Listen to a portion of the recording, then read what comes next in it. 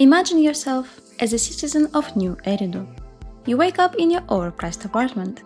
You aren't feeling particularly well today, so you call your job to take a day off and take a quick visit to pharmacy to pick up some medicine. On your way home, you stop by a grocery store and stock up on some ramen. You cozily roll up in a blanket and watch your favorite movie. You sleep well that night, knowing that your peace is protected. It is an open secret that you live in a corporate nightmare.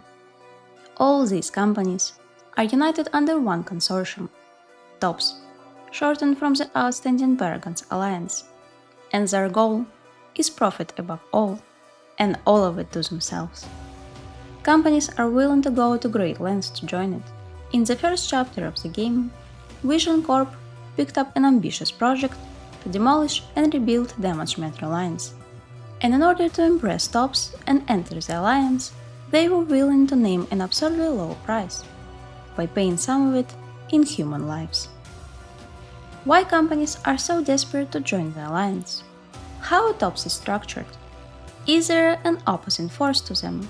Or is New Eridu going to sink further into oligopoly in the third season? Let's dive into the lore of the most organized ZZZ antagonist. TOPS is governed by a table of 5 members: the head, the 3 pacts, and Krampus. The head for now is a completely obscure figure. The only thing that we know for sure is that they are inactive at the moment. The 3 pacts go by the codenames Lead Scepter, Tin Crown, and Copper Ring. Despite joint name, they don't work together as one. Each follows their own interest. In the teaser The Three-Pronged Pact, where they meet to discuss their next move, we get a peek at their dynamics and favored strategies. Tin Crown is represented by an arbitrator, not the head of the group, and for now it is unclear which corporation exactly they speak for. When asked for their input on future TOPS moves, they insist on continuing the research and the use of sacrifices, pushing for a tried and tested tactic, despite it not showing any significant results, comes off as quite conservative and unimaginative.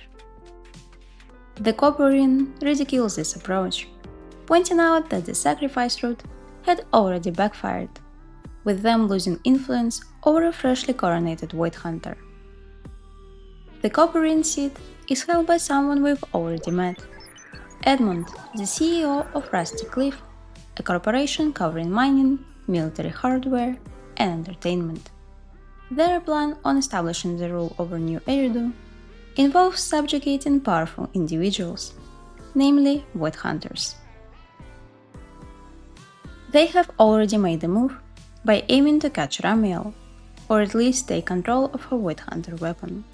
Their means of achieving that goal indicate their scheming, yet unapologetic approach. They had sponsored the Holy Champion competition, with one of the prizes being a key to Ramiel's weapon current location, and in order to ensure luring her, planted a convict as their own contestant to reduce the number of competitors. Said convict had inevitably interpreted their comments a bit too freely. Then they did not shy away from ordering him to walk the plank. Your boat departs at 3:30 in the morning from the outermost dock at Port Elpis. Good luck! On top of that, Roscaelifer are heavily investing in the military research, with goals of creating weapons designed to suppress White Hunters. Their first attempt didn't work, but I wouldn't be surprised if it's just a prototype, and we will hear about them in the future. The Lead Scepter is the head of High Ambitions Corporation, a financial giant that is more trouble than it's worth getting entangled with. They also own several entertainment subsidiaries, including Odom, label that handles Astra's activities. Additionally, they control High Ambitions Academy, a chain of elite schools that Alice and Lucy went to. Despite its relatively peaceful endeavors, High Ambitions Corporation gave an order to secure the Tin Min sword, even if it came at the cost of Yeshun Guan's life. Alongside their hostile plan of overtaking Roscaelifer, it shows a switch from a soft power approach to an aggressive chase for more influence. TOP's alliance includes more corporations than just the 5 at the table. Marcel Group, known for the creation and maintenance of bamboos, once led by Sunbringer. Saint Lin, production of daily consumer goods such as food. Jonathan Consortium, a pharmaceutical company, including Seinfeld family, that built their fortune on an anti-corruption serum. 3 Gates Corp, specializing in heavy industries. CREC, a construction company with exorbitant prices, and probably many more that we haven't heard about yet. Daily life of a typical new Eridan depends on companies that are all part of TOP's alliance. With such an extensive reach over all means of production, TOPs are untouchable. Or are they? TOPS seems to be just one of the 3 power players in New Eridu. City administration with Mayor Mayflower in the lead, and New Eridu Defense Force are other factions who compete over control of the city. The army has the least reach of all of them, depending on TOPS for military hardware production and having to settle on compromises with the mayor. But Mayor Mayflower is a strong player himself, holding direct power over Hollow Investigative Association, New Eridu Public Security, HAND, and most importantly, Rosetta Data, a master dataset without which no carrot can be calculated, and Hollow navigation becomes impossible. While Mayor hasn't been incriminated directly yet, even with his power over city institutions, his foresight and reach are looking suspicious. In the end of the first season, he provides proxies with an HTTP upgrade, claiming to having had access to Carol Arna's documents. Him choosing to work with an outlawed side party already shows how it's rules for thee, but not for me. And his connection to Faison's teacher shouldn't remain unnoted. It can't be a coincidence that he chose to keep Belle and Vice close. In the same manner, his eagerness in appointing new Void Hunters is likely an attempt at gathering powerful, talented individuals around himself. I wouldn't be surprised to learn that he is aware of Void Hunter weapons, Carol Arna's role in the Old Capital Fall, and Faison's origin, but chooses to not reveal secrets unless he can reap the benefit himself. After all, there are too many convenient coincidences around him.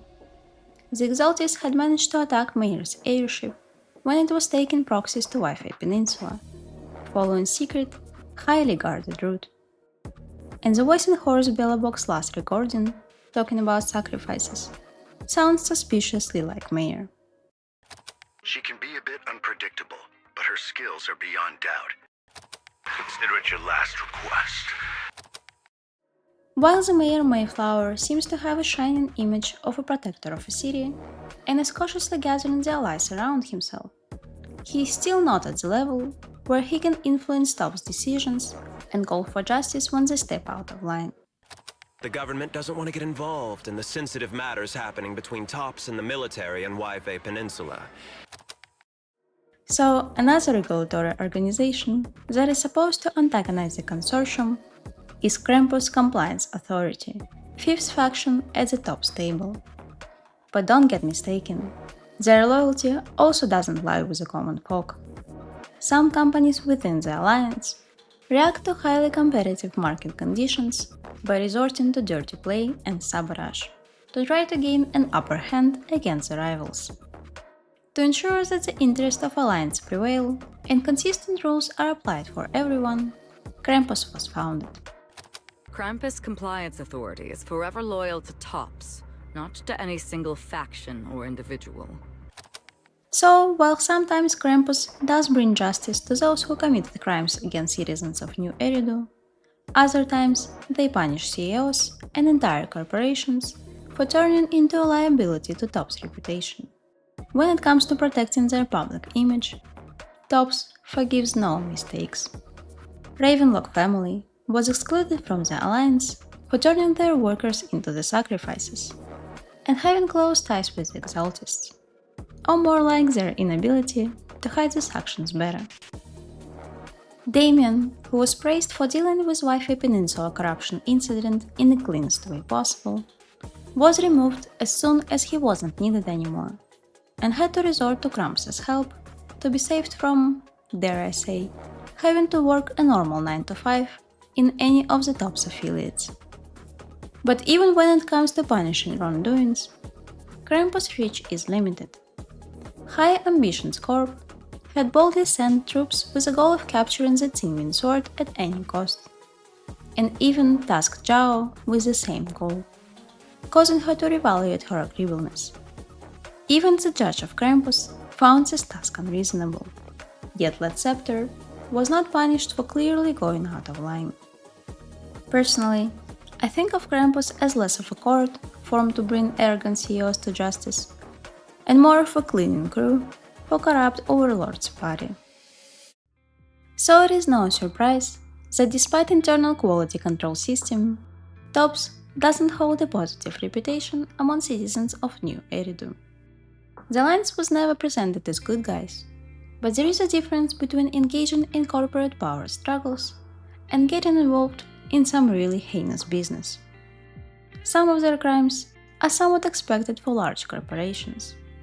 Labor rights violations, lack of workers' compensation, and crushing local businesses for being inconvenient in their grand plans. But there are also not above hiring outlaws and overpowering the competition by monopolizing the market. And they are even willing to engage in discriminative practices, like holding Vesper's forbidden fruit test certificate hostage, forcing her to perform what they want. Can it still be called trafficking if the subject is an intelligent construct? On the other hand, some of their actions aren't just crimes, but total bad news for entire districts. One of TOPS members, Persulumix, essentially took control over Wi-Fi Peninsula and its main source of income and jobs, porcelain production. The day the old capital fell, almost the entire generation of Yunquei Summit disciples, barring Isuan, was lost, and without the staff to keep the Swabian temple open and running, the entire region was swallowed by TOPS. Lack of respect for safety protocols and harsh working conditions bordering on exploitation led to tensions between Wi-Fi Peninsula labor force and Persulumix. When Proxy had arrived to the region, the conflict heated up to an extent where even medicine provided by TOPS was seen as a part of a larger conspiracy. No one will work in a hollow if they are fully cured from corruption symptoms, workers think. So the serum provided by TOPS has to just mask the symptoms instead of healing the cause. Add that to the delay of compensations, and you have workers turning susceptible to occult propaganda. The Exaltists had managed to win them over with cheap, fake medicine, causing an outbreak of corruption sickness. But Persulumix's history with the Exaltists goes deeper than that, which is probably the reason why cult members were given such an easy entrance to the workers' community. Around 10 years ago, Persulumix and the Exaltists had run a joint laboratory focused on researching anti-corruption medicine and ether resistance, performing experiments on child subjects. Yet TOPS had managed to cover for Persulumix, despite so much evidence around their dealings with the Exaltists. TOPS is directly invested in the sacrifice research, and chooses to turn a blind eye to the use of unwilling subjects, unless the story risks becoming too public. Presumably TOPS had also covered Persulumix for the death of a witness, Alice's father, whose position of a CEO in a TOPS-affiliated corporation didn't help to save his life. The hunt for power must not stop, and no price except publicity is too high. As long as a company is discreet and useful, TOPS protection is inviolable, and allows for getting away with crimes against humanity at its worst time, right on the brink of an extinction. In the first season, TOPS usually sat back and let others fight for their approval, but towards the end of the second season, they're getting their hands dirty directly to combat Mayer's growing influence. In the third season, their choice on setting their sights on bringing Roscaelifer down will force their hand even more, and the level of villainy that they are willing to reach is yet to be revealed. Just like proxies, they have a helping hand, an AI assistance yokai, and it adds another layer of internal struggle. While Led Scepter might believe that yokai serves him, with this AI's mischievous and malevolent nature, a question pops up naturally: who is going to outplay whom? Thank you so much for watching this video. I hope that you've enjoyed it and found it useful as we're about to head into the third season. I will see you soon. Bye bye!